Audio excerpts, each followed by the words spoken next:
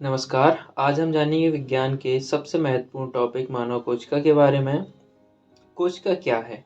कोशिका सभी सजीवों की सबसे छोटी कार्यात्मक तथा संरचनात्मक इकाई है। दुनिया में जितने भी जीव हैं सभी कोशिका से बने हैं। कोशिका का वैज्ञानिक नाम साइटो है और कोशिकाओं का अध्ययन करना साइटोलॉजी कहलाता है। मृत कोशिका की खोज रॉबर्ट हुक ने 1665 में किए थे। बात करें अगर हम जीवित कोशिका की, तो जीवित कोशिका की खोज एंटोनी वैन ल्यूवेनहॉक ने सन 1674 में किए थे। बात करें अगर हम सबसे छोटी कोशिका की, तो मानव शरीर की सबसे छोटी कोशिका स्पर्म है, जो मेल में होती है। बड़ी कोशिका अंडाणु है, जो वोमेन में होती है। और बात करें अगर हम लंबी कोशिका की, तो सबसे बड़ा और लंबा में आप पहले कंफ्यूज नहीं होना है। कुछ लोग अंतर समझ नहीं पाते हैं। लाल किला बहुत बड़ा है और कुतुब मीनार बहुत लंबा है। लंबा मतलब लंबाई की बात की जा रही है। हमारे शरीर की सबसे लंबी कोशिका न्यूरॉन सेल है, जो हमारे मस्तिष्क में होती है, जिसमें विभाजन नहीं होता है। दो या दो से अधिक कोशिकाएं मिलती हैं तो ऊतक बनाती हैं, और ऊतक आपस में मिलकर अंग बनाते हैं, और अंग आपस में मिलकर तंत्र, और तंत्र से अपना शरीर बनता है। अब हम जानेंगे कोशिका के अंदर पाए जाने वाले कोशिकांगों के बारे में। तो सबसे पहले बात करते हैं कोशिका झिल्ली, जिसे अंग्रेजी में सेल मेम्ब्रेन भी कहते हैं। ये पादप तथा जंतु कोशिका दोनों में होती है। पादप ऐसे जीव होते हैं जो सिर्फ एक जगह स्थिर खड़े रहते हैं तथा चल फिर नहीं सकते, सिर्फ हिल डुल सकते हैं। और जंतु वे जीव होते हैं जो चल फिर सकते हैं, दौड़ सकते हैं, जैसे घोड़ा, गधा, जानवर, मानव। मानव भी जंतु की कैटेगरी में आता है। कोशिका के सभी अंग इसी झिल्ली के अंदर रहते हैं। कोशिका भित्ति जो होती है, ये सिर्फ पेड़ पौधों में होती है। जो पादप कोशिका होती है सिर्फ उसी में होती है। ये सेल्यूलोज की बनी होती है। यह कोशिका को सुरक्षा व आकार प्रदान करती है।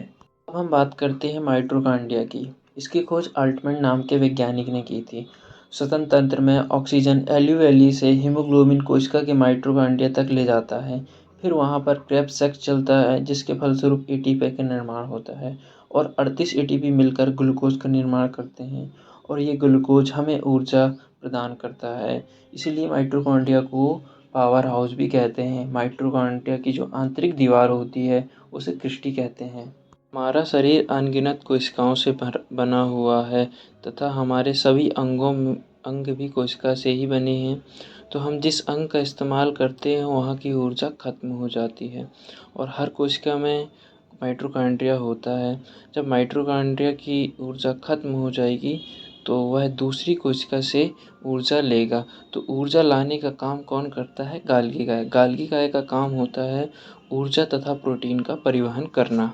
अब बात करते हैं रिक्तिका राजधानी यानी वैक्यूल की। हमारे शरीर में 65% पानी है।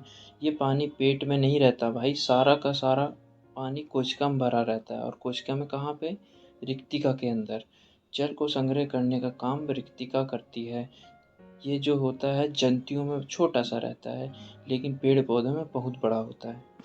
सेंट्रोसोम। सेंट्रोसोम इसका काम क्या होता है? कोशिका का विभाजन करना। कोशिका विभाजन का मतलब होता है कोशिका टूटकर दो या दो से अधिक कोशिकाओं में बदल जाती है। इसे कोशिका विभाजन कहते हैं। ये सेंट्रोसोम सबसे ज़्यादा लीवर में पाया जाता है। इसलिए लीवर की कोशिका अपने आप को पुनर्निर्माण बहुत जल्दी और फटाफट स्पीड से कर लेती है, और ये सेंट्रोसोम न्यूरॉन सेल में नहीं पाया जाता, इसलिए न्यूरॉन सेल की कोशिका विभाजित नहीं होती। अब हम लोग समझते हैं अंतःप्रद्रव्य जालिका के बारे में। इसे एंडोप्लाज्मिक रेटिकुलम भी कहते हैं। यह कोशिका के अंदर का कंकाल का काम करता है। अगर ये नहीं रहेगा तो कोशिका पचक जाएगी। ये दो प्रकार का होता है, एक स्मूथ एंडोप्लाज्मिक रेटिकुलम, दूसरा rough endoplasmic reticulum. Smooth endoplasmic reticulum क्या बनाता है? वह वसा बनाता है, यानी तेल चर्बी का निर्माण करता है, इसलिए ये स्मूथ होता है। और दूसरा रफ एंडोप्लाज्मिक रेटिकुलम, जिसमें छोटे छोटे राइबोसोम्स पाए जाते हैं जो प्रोटीन का निर्माण करते हैं। राइबोसोम की खोज पैलाडे नामक वैज्ञानिक ने की थी। इसका काम प्रोटीन का निर्माण करना होता है। यह दो प्रकार का होता है। 70S जो छोटा होता है, जो प्रोकैरियोटिक कोशिकाओं में होता है। दूसरा होता है 80S जो बड़ा होता है, यह यूकेरियोटिक कोशिकाओं में पाया जाता है। अब बात करते हैं केंद्रक के बारे में। केंद्रक न्यूक्लियस यह कोशिका का सबसे महत्वपूर्ण अंग होता है। यह सभी कोशिकांगों का नियंत्रण कर रखता है, सभी को सही से वर्क करने के लिए प्रेरित करता है। इसकी खोज रॉबर्ट ब्राउन ने किया था। इसे कोशिका का ब्रेन भी कहते हैं। इसके अंदर क्रोमोसोम पाया जाता है और क्रोमोसोम के अंदर डीएनए आरएनए होता है। हम समझते हैं लाइसोसोम के बारे में।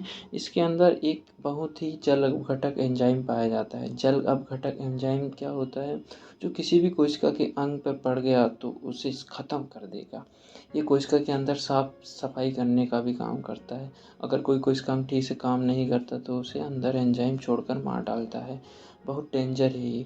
अगर सभी कोशिकांग एक साथ काम करना बंद कर देते हैं तो खुद ही फट जाती है और वह कोशिका मर जाती है।